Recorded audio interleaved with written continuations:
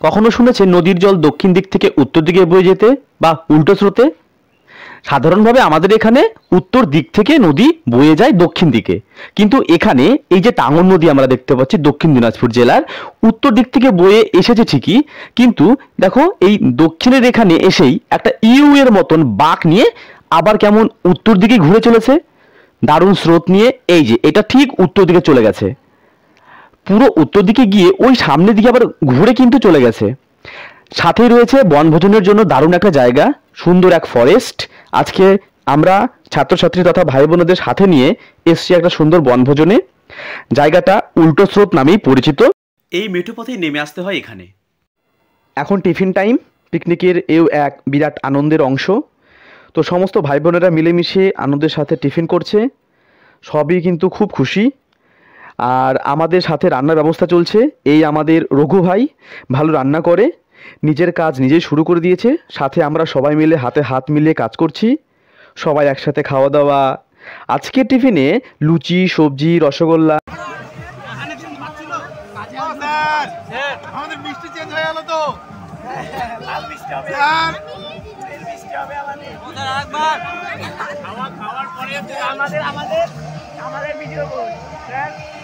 আমাদের হয়ে গেছে।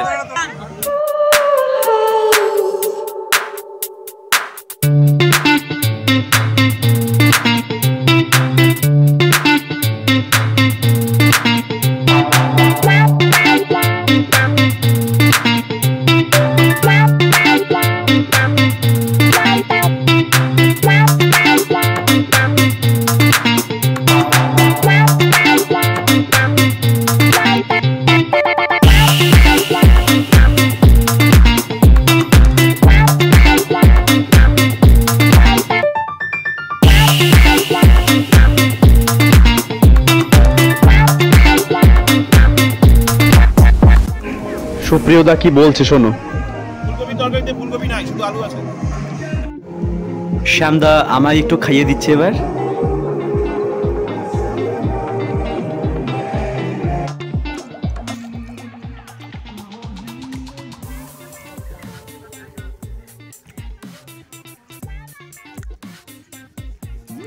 খুব সুন্দর একটা ফরেস্ট, একদম টাঙ্গন নদীর ধারে।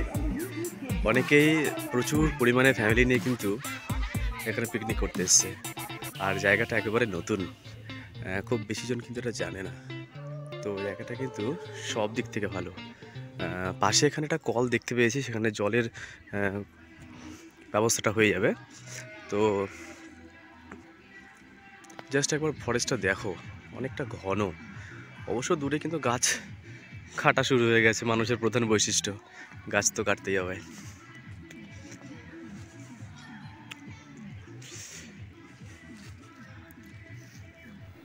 এইখান থেকেই নদীটি দক্ষিণ থেকে উত্তরের দিকে বয়ে গেছে, তারপর আবার ঘুরে সেই ইউ আকৃতির মতন করে আবার কিন্তু দক্ষিণ দিকে ফিরে এসেছে। ঠিক এই দক্ষিণ দিকের এই ওপারেই নদীটা আছে। এখানে আমরা ঘুরবো, দেখব।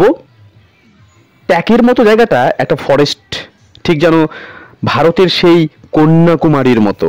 দক্ষিণ পশ্চিম, এটা আমরা পশ্চিম দিকে যাচ্ছি তো। হ্যাঁ, আমরা উত্তর দিয়ে যাচ্ছি। এটা ব্লক করেন স্যার, ব্লক করেন। আমরা গাইস, আমরা এদিকে পড়াশোনা আছে কি? হ্যাঁ, তো উত্তর দিকে যাচ্ছে স্যার। আবার ভেঙে দিলে উত্তর সো। ওইজন্য দেখলাম ওইজন্য উত্তর সোতলা নিচতলা পুরো ফাঁকা, খালি পিলার মারা। আপনি ঢালু তো সেই এইখানে ভাবে উপরে তার আগে ছবি উঠে পাইছেন, এত জল থেকে লাভ। নদীর ধারে কুয়াশার ছায়া, নানা রঙের ফুল, শীতের আনন্দে মন ভরে, জীবন বাঁচে ভুল। গ্রামের সুন্দর এক জায়গা। এই যে পাশে মাছ ধরার জায়গাটা দেখো একবার, একে বলে খরা। বর্ষায় খুব প্রচলন এর। পাশে নৌকা। চলো এবার একটু নিচে নামা যাক। ওপরের ঢাল থেকে নিচের দিকে নেমে যাচ্ছি।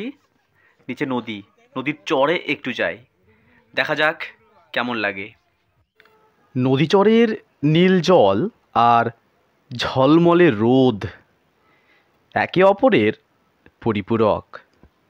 নদীর চরে হেঁটে গেলে পায়ের তলার বালি আর ঢেউয়ের শব্দ মনকে শান্তি দেয়। আর ঝলমলে রোদ যেন চারপাশকে আরও আলোকিত করে তোলে। এই দৃশ্য একটি ছবি নয়, এই এক অনুভূতি।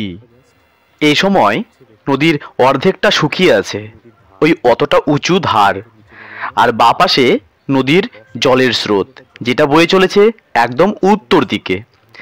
এই যে উত্তর দিকের ওই দূরে দেখা যায় নদীর পার, সামনে কিছু বেড়ার মতো দেখা যায়, হয়তো স্থানীয় লোকেরা মাছ ধরার কাজে ব্যবহার করে থাকে।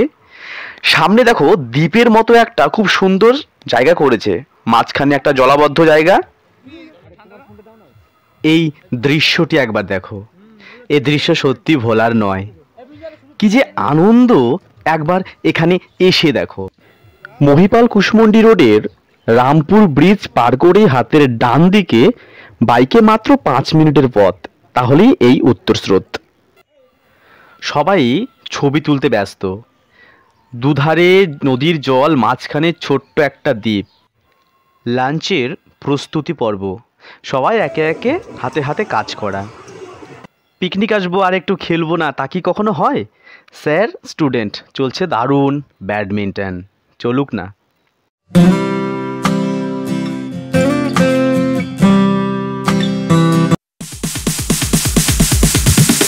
Sorry ass DJ.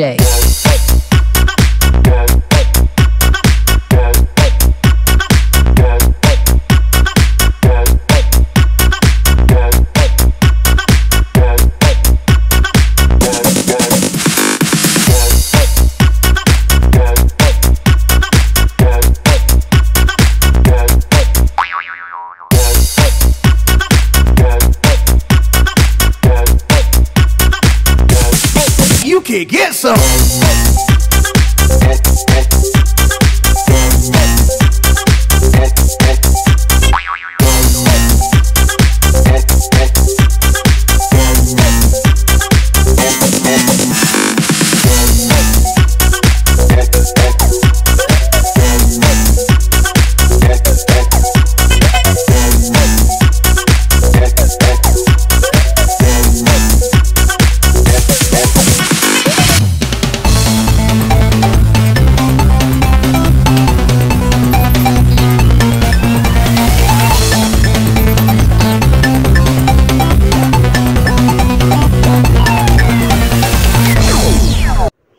পাশে আরও পিকনিক চলছে, সবার আনন্দ চলছে একই দিনে।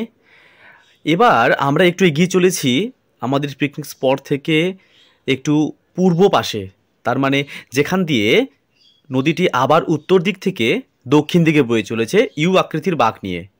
একটু এগিয়ে যাই, আপনাদের দেখায় পুরো এলাকাটি। আমরা চলছি পুরো ফরেস্টের মিডল পয়েন্টে এখন আছি আমরা। অ্যাকচুয়ালি আমাদের বনভোজনটা ফরেস্টের প্রথম দিকেই হচ্ছে, তো অনেকটা ভেতরের দিকে একটু এগিয়ে এসেছি। অনেকটা বড় জায়গা কিন্তু দেখতেই পাচ্ছেন। এখন নেমে এসেছি আমরা পূর্ব পাশের সেই নদীর চরে।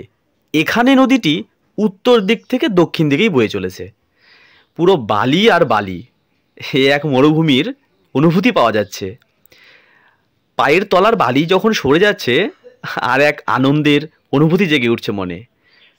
পাড়ে দেখুন পাথর দিয়ে খুব সুন্দর করে পাড় বাঁধানো, আর সাথে কিন্তু নৌকো রয়েছে। আর এখানে কিন্তু জলের স্রোত দারুণ দারুণ। ওয়াও, এরকম একটা জায়গায় বনভোজন জাস্ট ভাবাই যায় না। নদীতে বসে, নৌকায় বসে অনেকে স্নান করছে, আর এখানে জলটা কম হলেও, হাঁটু জল হলেও প্রচণ্ড জলের বেগ একবার দেখতেই পাচ্ছ তোমরা। প্রচণ্ড জলের স্পিড রয়েছে এখানে, খুব সাবধানে নামতে হবে। এক দারুণ দৃশ্য, দারুণ জলের স্রোত। একটু সাহস করে নেমে আসছি, খুব খুব মজা হচ্ছে। জাস্ট এখানে না এলে মিস করে যেতাম অনেক কিছু। প্রথমের দিকে তো আমি আসতে চাইছিলাম না, কিন্তু আমার ছাত্ররাই, ভাইয়েরাই আমাকে ডেকে নিয়ে এলো। জাস্ট অমায়িক এক রকমের মজা পাচ্ছি এখানে। অনেকে নেমে এসছে জলের মধ্যে। খুবই সাবধানে কিন্তু নেমে আসতে হবে জলে, কারণ পিছলে পড়ে যাওয়ার মারাত্মক রকম এখানে চান্স রয়েছে। জলের স্রোতটা একবার শুধু দেখো, জাস্ট দাঁড়িয়ে রয়েছি, জলটা কিভাবে কতটা বেগে যাচ্ছে দেখো। স্রোতটা দেখো একবার, এই দেখো, জাস্ট হাতটাকে রেখেছি নিচে, আর খুব বেগ কিন্তু পাচ্ছি। সত্যি অবশ্যই এসো, জায়গাটাকে দেখো, পিকনিক স্পটে দারুণ এক অনুভব নিয়ে যাও, দারুণ, খুব ভালো লাগবে, অবশ্যই এসো। এবার তোমাদের অরিজিনাল জলের সাউন্ডটা তোমাদের শোনাই, শোনো।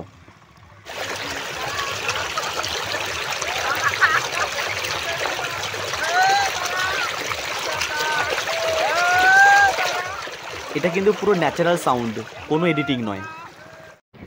এখন সবাই একসাথে খাওয়া দাওয়া চলছে, রান্না পুরো কমপ্লিট।